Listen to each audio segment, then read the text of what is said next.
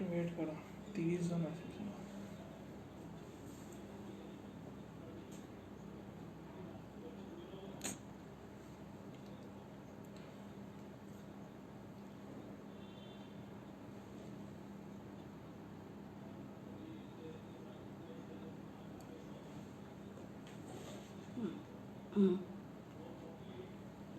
नमस्ते। किसी कारणवश टेक्निकल प्रॉब्लम की वजह से फेसबुक हैंग हो गया था बच्चों। डोंट वरी, मैं फिर से शुरू करती हूँ। नमस्ते बच्चों, कहानी कथन के इस सत्र में आप सभी का बहुत बहुत स्वागत है। बच्चों, आज मैं आपको पंचतंत्र की एक कहानी सुनाने जा रही हूँ, जिस कहानी का नाम है बगुला भगत और केकरा। लेकिन कहानी सुनने से पहले कहानी के लेखक के बारे में जान लेना बहुत ज़रूरी है। पंचतंत्र के रचयिता पंडित विष्णु शर्मा जी थे। वे संस्कृत के प्रकांड विद्वान होने के साथ साथ नीति शास्त्र और राजनीति शास्त्र के भी ज्ञाता थे। साथ ही वे एक अच्छे गुरु भी थे।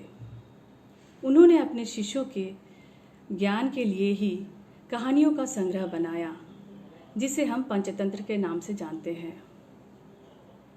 हमारे पास जो साक्ष्य है उसके अनुसार उन्होंने जब इसकी रचना की तो उनकी आयु करीब 80 वर्ष की रही होगी। बच्चों, नीति कथनों में पंचतंत्र का स्थान सर्वोपरि है। तो आइए कहानी को सुनते हैं। बगुला भगत की कहानी। एक वन्य प्रदेश में एक बहुत बड़ा तालाब था। उस तालाब में बहुत सारे जलीय प्राणी थे, जैसे कि मछली, केकड़े, मेंढके, सर्प, सारस पक्षी और ना जाने क्या क्या। उन लोग का वहाँ रहने का कारण भी था, क्योंकि उस तालाब से उसे आसानी से उन्हें भोजन की प्राप्ति होती थी। वहाँ पर एक बगुला भी रहता था। ये बगुला कई सालों से उसी तालाब के जरिए भोजन प्राप्त करता था, लेकिन अभी कुछ दिनों से उसे भोजन की प्राप्ति नहीं हो रही थी। मछलियाँ उसे नहीं मिल रही थी। इसके कई कारण थे। एक तो बगुला बूढ़ा हो चला था, साथ ही उसकी आंखें कमज़ोर हो गई थी। इसके अलावा वह बहुत ही आलसी था। वह परिश्रम करना एकदम पसंद नहीं करता था। वो हमेशा ये सोचता कि ऐसा क्या किया जाए कि बैठे बैठे उसे अच्छा अच्छा भोजन मिल सके, और इसके लिए उसने उपाय सोचा। वो उपाय क्या था बच्चों, पता है? वो उपाय था कि अगले दिन वो तालाब के किनारे खड़ा होकर जोर जोर से रोने लगा। उसके रोने की आवाज़ सुनकर वहाँ बैठा एक केकड़ा आ गया। केकड़ा ने पूछा, बगुला मामा, क्या बात है? तुम इतनी जोर जोर से रो रहे हो? तुम्हें क्या कष्ट है? तुम मछलियाँ पकड़ने के वजह तुम रो रहे हो, क्या हो गया है तुम्हें? तो उसने कहा भर्राए हुए गले से, बेटा, मैं मछलियाँ पकड़ के क्या करूँगा? मैंने अध्यात्म का पद ले लिया है। मैं त्याग और न्याय के मार्ग पर चलूँगा। बहुत कर लिया मछलियों का शिकार, अब मुझसे ये ना होगा। मुझसे और पाप कर्म नहीं होगा। मैं अब अपना सारा जीवन परोपकार पर ही बिताऊंगा। लोगों का उपकार करूंगा, लोगों का सेवा करूंगा, और सबके लिए मैं जीऊंगा, अपने लिए नहीं। बहुत जी लिया अपने लिए। तो केकड़ा कहता है, तुम खाओगे नहीं तो मर नहीं जाओगे? तो उसने कहा फिर से दुखी स्वर में कि हम सबको बहुत जल्दी ही मरना होगा, क्योंकि कल ही मुझे एक त्रिकालदर्शी बाबा ने कहा कि यहाँ भयंकर सूखा पड़ने वाला है, और भयंकर सूखा पड़ने वाला है, जिस कारण से यहाँ के जितने भी तालाब हैं, जो कुछ भी है, नदी नाले तालाब, सभी सूख जाएंगे। पता है क्या होगा फिर? यहाँ रहने वाले जितने भी जलीय प्राणी हैं, सारे मारे जाएंगे। इस कारण से मैं दुखी हूँ। मैं इसलिए दुखी हूँ क्योंकि इस तालाब में रहने वाले मेरे दोस्त, सगे संबंधी सब मारे जाएंगे। मुझे दुख इस बात का है। तो केकरे से रहा नहीं गया। केकरा तुरंत गया और तालाब के अंदर चला गया और जाके सबको सारी बात बता दी कि इस तरह से बगुला मामा बोल रहे थे, वो हमारा भला सोच रहे हैं। और भला सोचते हुए उसने क्या कहा कि सबको बता दिया कि वो बोल रहे हैं कि अकाल पड़ने वाला है, हम सारे मारे जाएंगे। तो वहाँ रहने वाले जलीय प्राणी जितने भी थे, मेंढके, मछलियाँ, केकरे, सारस पक्षी, बत्तखें, सब बाहर आ गए और हाथ जोड़कर विनती करने लगे बगुला मामा से कि मामा आप ही कोई उपाय बताओ, कोई रास्ता सुझाओ ताकि हम बच सके, हमारा जीवन बच जाए। आप तो सर्वज्ञानी हो, आप हमसे उम्र में भी बड़े हो, तो आप ही कोई रास्ता बताओ। तो ये सुनते ही बगुला मामा बोले, हाँ, मैंने सोच लिया है कि क्या करना है। एक उपाय है। पहाड़ी के नीचे एक बहुत बड़ा झील है जिसका पानी कभी सूखता नहीं। अगर किसी प्रकार हम वहाँ चले जाएं तो हम सब बच सकते हैं। यही एक उपाय मेरे दिमाग में है। तो सबने हामी भरी, वाह वाह, ये तो बहुत अच्छा उपाय है, लेकिन जाए तो जाए कैसे, कौन लेके जाएगा हमें। तो बगुला मामा ने ये भी समस्या सुलझा दी।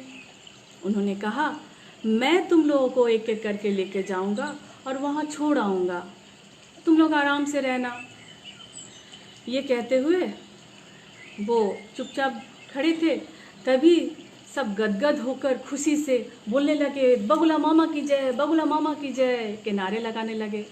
अब बगुला मामा के तो पाँव 12 हो गए।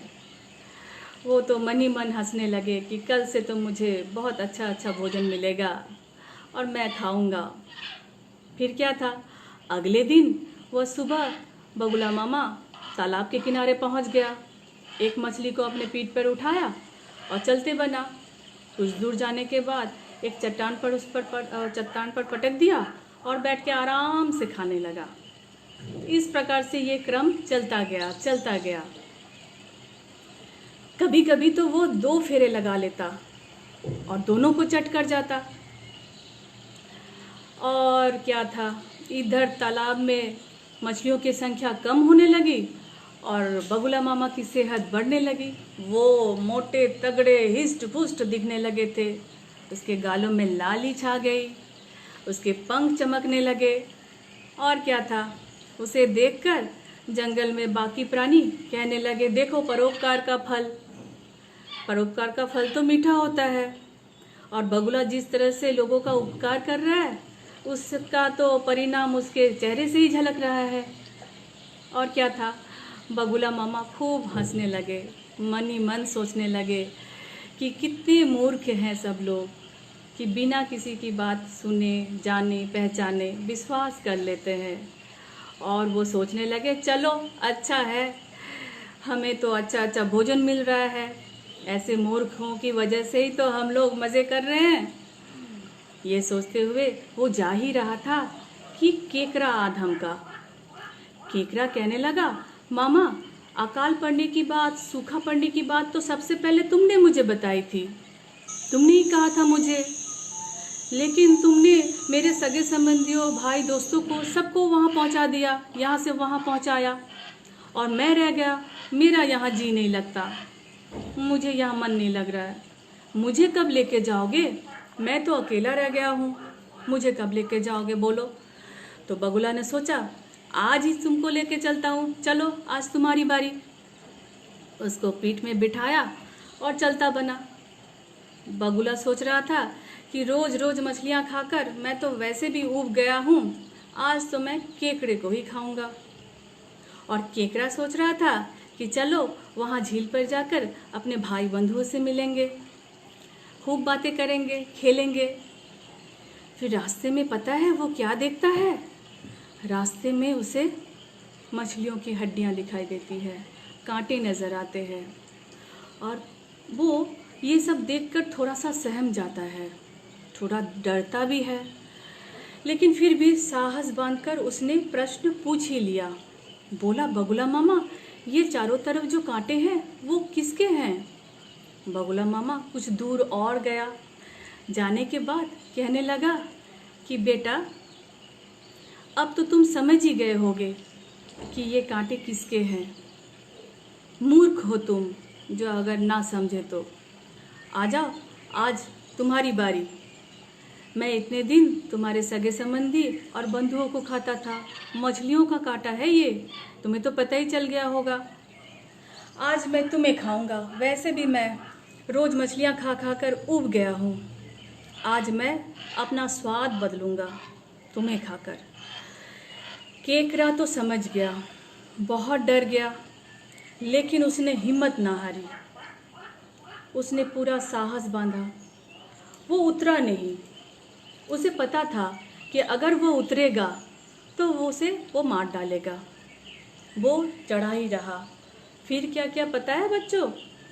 उसने अपने जंबूर जैसे पंजे को निकाला और बगुले के गर्दन को अच्छी तरह से जकड़ा और तब तक पकड़े रखा, जकड़े रखा, जब तक कि उसके प्राण पखेरु उड़ ना गए। फिर क्या हुआ? बगुला तो दम तोड़ दिया, खत्म उसकी कहानी। अब उसके अवशेष लेकर वो केकड़ा वापस आता है। आकर तालाब में अपने दोस्तों को, भाई बंधु को बोलता है कि किस प्रकार से बगुला ने उन सबों को धोखा दिया, छल किया, प्रपंच किया, और सब उसकी बातों पर आ गए, जरा सोचे भी नहीं। सब पछताने लगे कि उन्होंने उसकी बातों पर क्यों विश्वास किया, क्यों उसकी बातों पर मान गए, जिसकी परिणाम स्वरूप उन लोगों को भुगतना पड़ा, और वो भी इतना बुरा परिणाम भुगतना पड़ा। तो बच्चों, ये कहानी तो यहीं ख़त्म होती है, लेकिन इस कहानी से आपको क्या शिक्षा मिली? पंचतंत्र की हर कहानियों में कोई ना कोई शिक्षा अवश्य मिलती है। ये आप हमें कमेंट बॉक्स में लिखकर भेजिएगा कि इस कहानी से आपको क्या शिक्षा मिलती है। धन्यवाद।